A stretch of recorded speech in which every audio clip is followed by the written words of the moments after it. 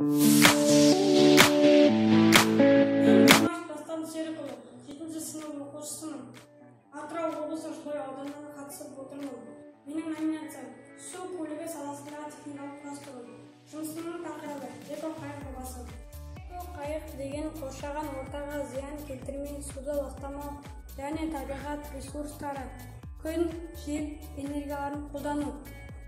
Қайықта электродвигатель орналасқан. Қайығымыз күн панельдерінен қуат алып қозғала алады. Әр панель 3 вольт береді. Және үлкен панель 5 вольт береді. Қайық шексіз энергия алып қозғала береді. Энергия жинайтын құрылғы орналасқан. Түнгі уақытта қозғалу мүмкіндігі бар. Келесі ерекшелігі кедергіні сезетін датчик орналасқан. Кедергі көргенде қызыл диод белгі береді.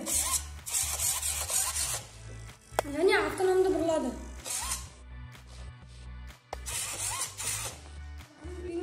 Унно платасы орналасқан.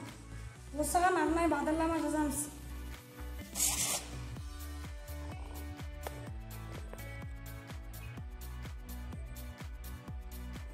Эко-қайықта шағын өзен көлдерге туристік мақсатта және адамдар тасымалдауға қолдануға болады. Біз тәжірибеде қосып